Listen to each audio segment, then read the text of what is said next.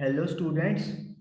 अब हम लोग करेंगे class 10 science chemistry chapter number 5 periodic classification of elements. और हम लोग डिस्कस करेंगे कि मॉडर्न पीरियोडिक टेबल में मेटालिक प्रॉपर्टीज किस तरीके से वेरी करती हैं along a group and along a period.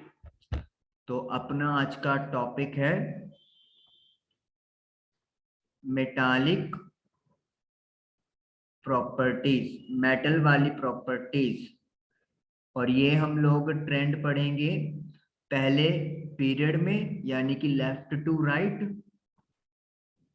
L2R, और फिर पढ़ेंगे हम इसको ग्रुप में, यानी कि टॉप से बॉटम।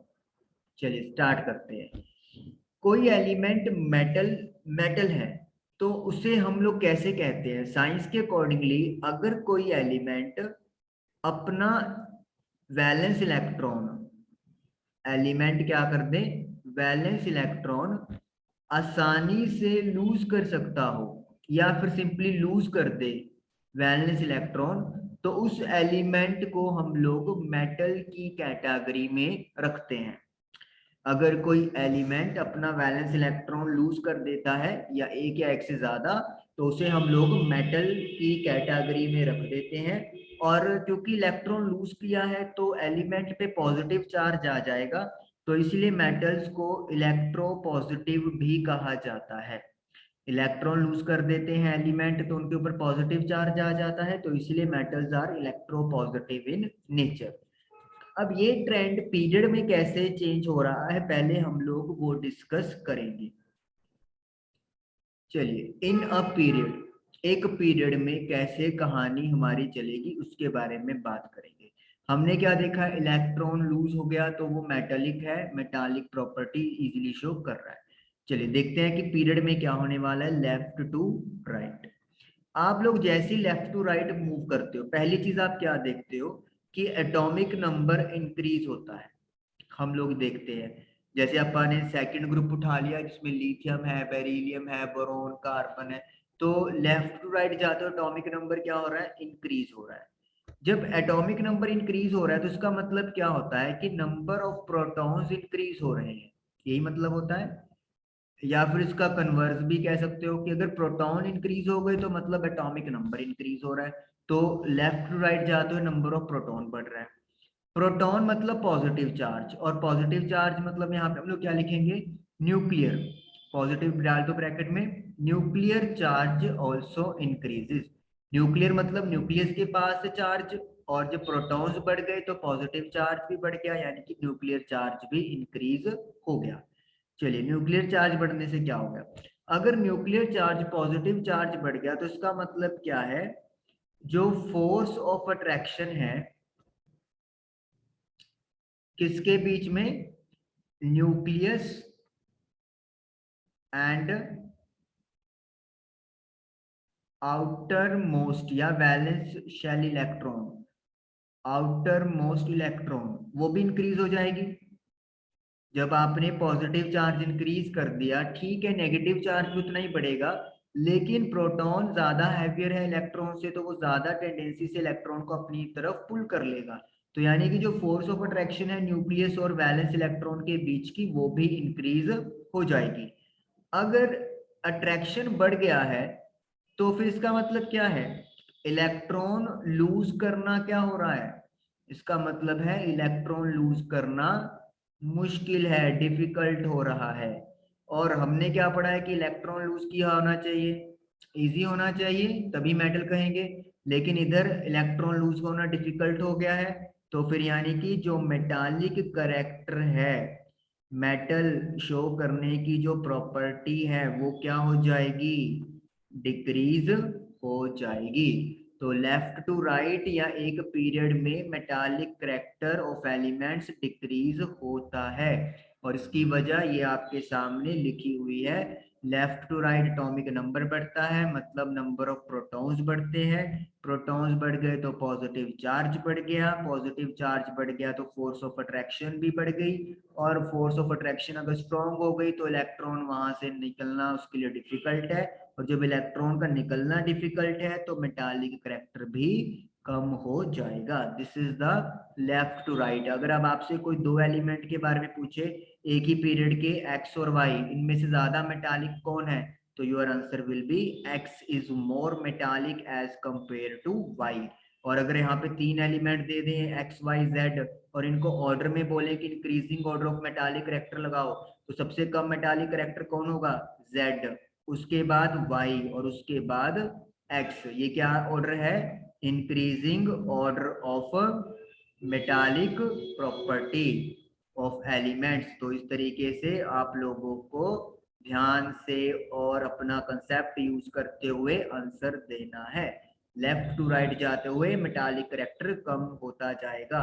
तो यानी कि एक्स वाई जेड में सबसे ज्यादा मेटल एक्स है, फिर उससे कम वाई है और सबसे कम जेड होता है। चलिए ये तो हो गई एक पीरियड की बात। Now let us talk about in a group. Group का मतलब क्या होता है, जब हम लोगों ने ऊपर से नीचे की तरफ जाते हैं, टॉप टू बॉटम। चलिए वहां पे देखते हैं क्या होता है। जब आप टॉप से बॉटम जाते हैं तो दो चीजें करते हैं। एक तो बात करेंगे हम लोग एटॉमिक नंबर, जो कि इंक्रीज होता है, और दूसरी बात करेंगे हम लोग नंबर ऑफ शेल्स, जो कि इंक्रीज होता है। शेल भी बढ़ते हैं, पीरियड में नंबर ऑफ शेल नहीं बढ़ते, ठीक है, वो चाहे आप वहां पे लिख सकते हो number of shell remain the same in a period. तो इसीलिए मतलब फोर्स ऑफ अट्रैक्शन बढ़ जाती है। अब एटॉमिक नंबर इंक्रीज हो रहा है ग्रुप में और शेल भी बढ़ रहे हैं। पहले एटॉमिक नंबर की तरफ बात कर लेते हैं। अगर एटॉमिक नंबर बढ़ रहा है तो उसका मतलब क्या हो रहा है, प्रोटॉन्स भी इंक्रीज हो रहे हैं। प्रोटॉन्स नंबर इंक्रीज हो रहा है, बिल्कुल हो रहा है। प्रोटॉन के ऊपर पॉजिटिव चार्ज है तो we can say effective nuclear charge on electrons, या फिर पॉजिटिव चार्ज भी क्या हो रहा है, इंक्रीज हो रहा है।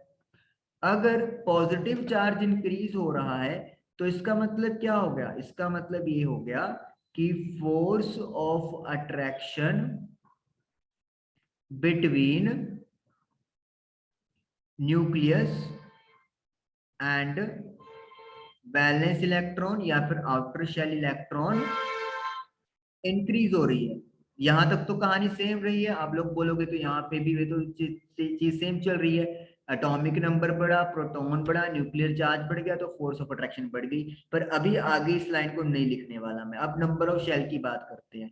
आपको पता है जब आप डाउन द ग्रुप जाते हैं तो नंबर ऑफ शेल इंक्रीज होते रहते हैं। जैसे हाइड्रोजन में एक शेल है, लिथियम में दो है, सोडियम में तीन है, पोटाशियम में चार है। तो यानी कि एक एक ग्रुप नीचे नीचे जाते रहो तो सॉरी, एक ही ग्रुप में अगर आप नीचे नीचे नीचे जाते रहो, पीरियड इंक्रीज करते रहोगे, तो नंबर ऑफ शेल भी बढ़ते रहेंगे। नंबर ऑफ शेल बढ़ने से क्या होता है, नंबर ऑफ शेल बढ़ने से जो डिस्टेंस है न्यूक्लियस और बैलेंस इलेक्ट्रॉन का, वो इंक्रीज होता जाएगा। पहले दो शेल था, अब तीन हो गया, फिर चार हो गया, तो न्यूक्लियस तो अपनी जगह पे है, लेकिन जो बाहर वाला इलेक्ट्रॉन है वैलेंस इलेक्ट्रॉन, वो डिस्टेंस इंक्रीज करता जा रहा है। तो distance between nucleus and valence electron is continuously increasing. तो इससे क्या हो रहा है, इससे क्या होगा, अगर दूरी बढ़ती जाती है तो फोर्स ऑफ अट्रैक्शन क्या होता जाएगा, कम होता जाएगा, क्योंकि न्यूक्लियस के पास पॉजिटिव चार्ज है, इलेक्ट्रॉन के पास नेगेटिव है। लेकिन दूरी बढ़ गई, दूरी बढ़ने से जो इफेक्ट है अट्रैक्शन का वो कम हो रहा है। तो न्यूक्लियस एंड वैलेंस इलेक्ट्रॉन के बीच में जो फोर्स ऑफ अट्रैक्शन है वो यहाँ पर कम हो जाएगी, क्योंकि दूरी बढ़ गई। अब यहाँ पे क्या है, एक फैक्टर एटॉमिक नंबर है जो फोर्स ऑफ अट्रैक्शन बढ़ा रहा है, और एक नंबर ऑफ शेल वाला फैक्टर है जो फोर्स ऑफ अट्रैक्शन कम कर रहा है। तो यानी कि यहाँ पे तो दो ऑपोजिट फैक्टर्स लग रहे हैं। तो इसका मतलब क्या है, इन दोनों में से कोई एक ही फैक्टर जीतेगा, और यहाँ पे जो जीत रहा फैक्टर है वो है नंबर ऑफ शेल वाला फैक्टर। यानी कि ओवरऑल जो रिजल्ट है वो क्या होगा कि जो फोर्स ऑफ अट्रैक्शन है वो डिक्रीज होने वाली है। तो हम लोग यहाँ पे क्या लिखेंगे, विनर कौन है, number of shell. So overall shell number will dominate, dominate हो जाएगा, रिसेसिव, याद है तो shell number will dominate over atomic number, shell number effect ये लिख देंगे। तो एटॉमिक नंबर, सो फोर्स जो है वो क्या होने वाली है, कम होने वाली है। तो फोर्स ऑफ अट्रैक्शन ओवरऑल क्या हो जाएगी, कम हो जाएगी। अब फोर्स ऑफ अट्रैक्शन अगर कम हो गई, यानी इलेक्ट्रॉन पे जो फोर्स लग रही थी अट्रैक्शन वाली वो कम हो गई, इसका मतलब क्या हो गया, इसका मतलब क्या हो गया, इलेक्ट्रॉन लूज करना आसान हो गया। जिस वजह से इलेक्ट्रॉन बंधा हुआ है वो न्यूक्लियस है, न्यूक्लियस के पास पॉजिटिव चार्ज है तो उसके पास बंधा हुआ है, लेकिन वही फोर्स कम हो गई है तो न्यूक्लियस को अब बाहर जाना आसान है, तो इलेक्ट्रॉन लूज होना आसान हो जाएगा। और अगर इलेक्ट्रॉन लूज करना आसान है तो यानी कि मेटालिक करैक्टर क्या हो जाएगा, इंक्रीज हो जाएगा। तो देखा आप लोगों ने पीरियड में बिल्कुल ऑपोजिट ट्रेंड आया है ग्रुप में। पीरियड में मेटालिक करैक्टर कम हो रहा था लेकिन ग्रुप में ये करैक्टर इंक्रीज हो रहा है। और उसकी वजह क्या है कि शेल वाला फैक्टर एटॉमिक नंबर के फैक्टर को क्या कर देगा, सप्रेस कर देगा और खुद डोमिनेट करेगा।